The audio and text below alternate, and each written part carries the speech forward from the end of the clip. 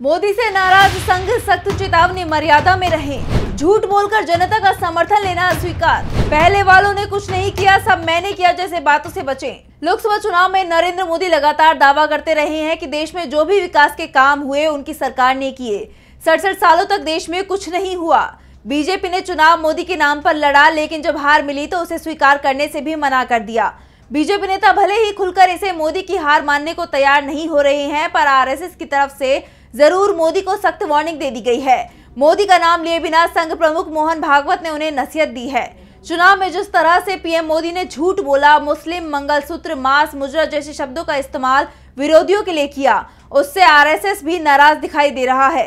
मोहन भागवत ने तो यहां तक कह दिया है कि जब चुनाव होता है तो मुकाबला जरूरी होता है। इस दौरान दूसरों को पीछे धकेलना भी होता है, लेकिन इसकी भी एक सीमा होती है। ये मुकाबला झूठ पर आधारित नहीं होना चाहिए। जबकि बीजेपी और खुद पीएम मोदी की तरफ से कांग्रेस के घोषणा पत्र को लेकर लगातार झूठ फैलाया गया था। चुनावों के दौरान कांग्रेस अध्यक्ष मल्लिकार्जुन खड़गे ने तो बार बार पीएम मोदी से मुलाकात का समय मांगा था। खड़गे का सवाल था कि पीएम मोदी कांग्रेस के घोषणा पत्र की जगह किसी और का घोषणा पत्र तो नहीं पढ़ रहे हैं।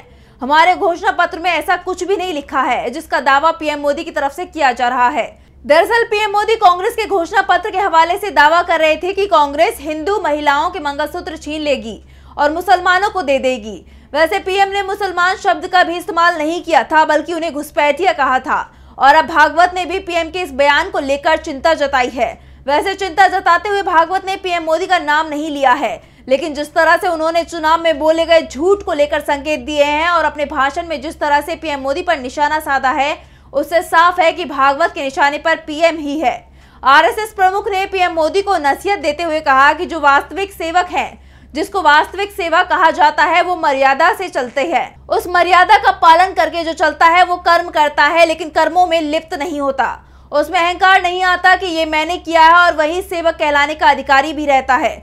लेकिन ये सवाल उठ रहे हैं कि क्या संघ प्रमुख की इस नसीहत को बीजेपी स्वीकार करेगी? क्या बीजेपी के नेता ये कहने का साहस कर पाएंगे कि देश के विकास में पहले की सरकारों का अहम योगदान था? क्योंकि बीजेपी के नेता तो यही दावा करते हैं कि देश का विकास पिछले 10 सालों में ही हुआ है, जब से नरेंद्र मोदी प्रधानमंत्री बने हैं। वो बात अलग है कि देश की आर्थिक विकास मनमोहन सरकार की तुलना में धीमी पड़ी है।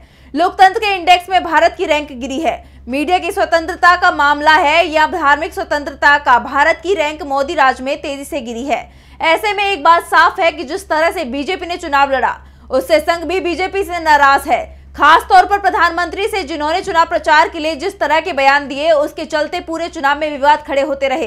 विपक्ष की तरफ से चुनाव आयोग से बार बार शिकायत की गई थी, लेकिन चुनाव आयोग ने पीएम मोदी के खिलाफ आने वाली किसी भी शिकायत पर कोई एक्शन नहीं लिया था। एक बार नोटिस भेजा गया था, लेकिन वो नोटिस पीएम मोदी को नहीं बल्कि बीजेपी अध्यक्ष जेपी नड्डा को दिया गया था। लेकिन अब संघ प्रमुख ने सवाल उठाए हैं, जिसमें मोदी सरकार के लिए नसीहत से लेकर नाराजगी तक की झलक दिखाई दे रही है।